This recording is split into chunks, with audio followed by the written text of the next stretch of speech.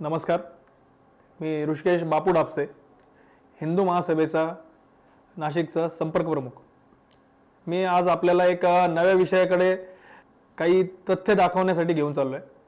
नाशिकमध्ये घडत असलेल्या संघटित एक षडयंत्र का जे आपल्या सर्वांच्या मध्ये राहून, सर्वसामान्यांच्या मध्ये राहून त्यांच्याच खिशाला कात्री लावण्याचा हा प्रकार आहे. तो म्हणजे आपण अनेक प्रकारचे जिहाद पाहिले असतील, पण खऱ्या अर्थाने तुमच्या माझ्यामध्ये चाललेला माहिती आपल्यामध्येच असलेला पण अपरिचित असा भाग, तो म्हणजे रेशन कार्ड जिहाद, का जो सर्वसामान्यांच्या कुठेतरी झळ पोहोचवणार आहे. सगळ्यात महत्त्वाची गोष्ट आहे की आपण नाशिकमधील चुंचाळे असतील, अंबड असेल, या भागामध्ये आपण प्रामुख्याने पाहिले असतील तर या वस्तीमध्ये कुठेही सर्वसामान्यपणे हे आपल्या भागातील वस्ती दिसत नाही. हे सर्वसामान्य नागरिक आपल्या या भागातले नाही. आज आपल्याला सांगण्याचं कारण एक आहे की ही माझ्याकडे यादी आहे. ही अंबड चुंचाळे भागामधील काही रेशन कार्ड आहेत, रेशन दुकानदारांची यादी आहे. याच्यामधील काही एक मोजक्या एका रेशन दुकानदाराची गोष्ट आपण घेऊया. या दुकानामध्ये अंबड चुंचाळे या भागामध्ये असणारे हे रेशन दुकानदार आहे. जवळपास 1000 ते 1200 असे जवळपास त्यांच्याकडे रेशन कार्ड आहे. याच्यामध्ये बहुतांश लोक आहेत ते मुस्लिम समाजाचे आहेत. मुस्लिम समाजाचे आहेत हा वादाचा विषय नाही, पण मोस्ट ऑफ द हे लोक हे महाराष्ट्रातल्या कुठल्याही भागातले नाहीत, यांचा कुठेही ओळख नाही. माझं म्हणणं हे आहे याच्या माध्यमातून का ही 60% जी लोक दिसत आहेत आपल्याला, यांची जर नावं जर आपण खऱ्या अर्थाने जर चेक केली तर आपल्याला दिसतील. आपण जर पाहिलं तर आपण या भागामध्ये पाहू शकता की जवळपास एका परिवारामध्ये 11 जण आहे. आता हेच बघा याच्यामध्ये की एका घरामध्ये 11 जण आहेत, दुसऱ्या घरामध्ये जर पाहिलं तर तिथे 10 जण आहेत.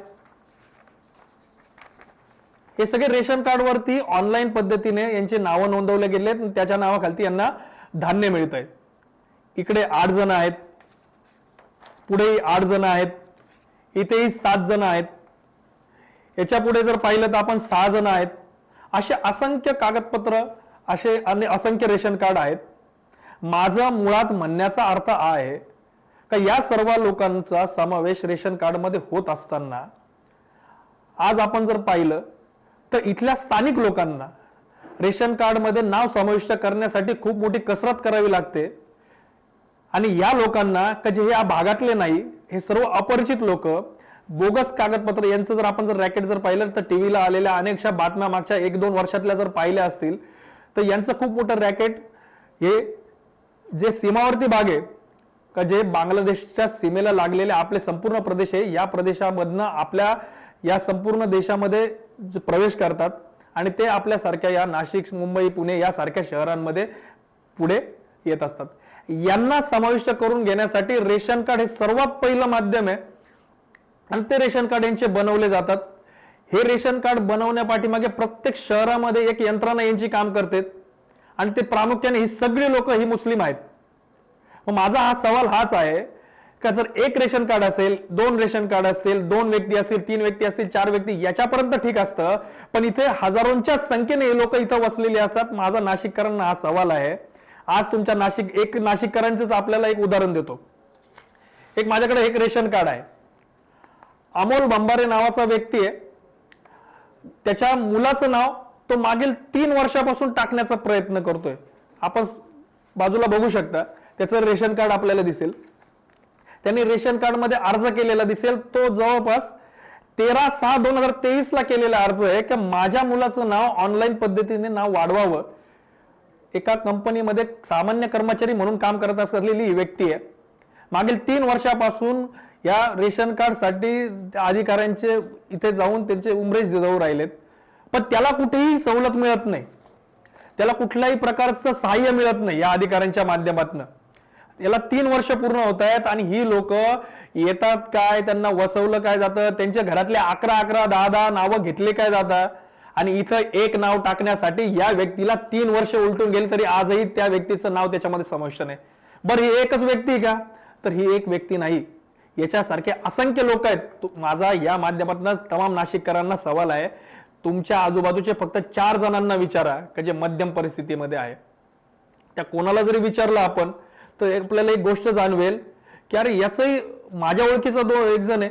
आज आपल्या चॅनलच्या माध्यमातून सांगतो, चॅनलचे कर्मचारी असतील, आपणच आपले स्वतःशी मीमांसा करा आणि सगळ्यांना विचारा, विश्लेषण करा की आपल्याच ओळखीच्या 4 जणांना जरी विचारलं ना तर त्याच्यामधले 2 जण हेच सांगतील की मी अनेक फेऱ्या मारल्या पण माझं काम व्हायला तयार नाही. एकीकडे ही परिस्थिती दिसते का यांच्यासाठी कार्य करणारी यंत्रणा पूर्णपणे कार्यरत असताना आपल्या इथल्या स्थानिकांचा हक्क हे हिरावून घेत आहेत. आणि सर्वात महत्वाची बाब ही की आपल्या इथे दिव्यांग बांधव मोठ्या प्रमाणावर आहे. यांचे अनेकशे अर्ज आजही कार्यालयामध्ये, तहसीलदार कार्यालयामध्ये, या सर्व विभागाच्या मध्ये पडलेले आहेत. पण यांच्यावरती कुणाचंही लक्ष नाही, यांच्याकडे लक्ष द्यायला आपण तयार नाही. आज ही सगळी लोक वरपासून खालपर्यंत या सगळ्या याचे भाग झालेले आहेत. या सर्व भ्रष्टाचारी लोक याचं हे करतात. आपण रेशन कार्ड देणं म्हणजे या भागात लोकांना, माझी हिंदू महासभेच्या वतीने आम्ही जिल्हाधिकाऱ्यांना याच्या संदर्भातलं याची सखोल चौकशी करावी, याच्यासाठी विशेष चौकशी समिती नेमावी, अशी आमची प्रामुख्याने ही भूमिका आहे. आणि यांना आम्ही काही माहिती दिलेली आहे, त्या आधारावरती आपण या संपूर्ण हे जे काही रेशन कार्ड धारक आहेत या सर्वांची सखोल चौकशी करावी. यांना कोणत्या व्यक्ती, कोण पाठीशी घालतंय, कोण यांना बोगस कागदपत्र तयार करून देत आहे, त्या आधारावरती हे सरकारी सुविधांचा लाभ घेत आहे, या चौकशीची मागणी आम्ही करतो आहोत, हिंदू महासभेच्या माध्यमातून करतो आहोत. आणि यांनी येत्या पुढच्या काळात याची सखोल चौकशी नाही केली तर आम्ही खूप मोठ्या स्वरूपात, उग्र स्वरूपात याचं आंदोलन संपूर्ण नाशिकभरातच नव्हे तर महाराष्ट्रभरात केल्याशिवाय राहणार नाही, हे आपल्याला शाश्वती देतो. आणि आज आपण जर पाहिलं, एकच जाता जाता एक शेवटची गोष्ट सांगतो. ही सगळी लोक आपण एकीकडे पाहिलं असेल, ही सगळी PHH धारक आहे. अनेकांना आपल्याला माहिती नसेल पण PHH याचा अर्थ प्रायोरिटी होल्डर. मी आत्ता ज्यांचे तुम्हाला रेशन कार्ड दाखवले ते सगळे प्रायोरिटी होल्डर आहे. आणि आपला सामान्य माणूस, तुम्ही पाहत असलेल्या प्रत्येक जणांनी एकदा तरी तुम्ही तिथे गेले असाल आणि आपल्याला हा शब्द कायम ऐकायला मिळालेला असेल की आपल्या इथे धान्य साठा शिल्लक नाही.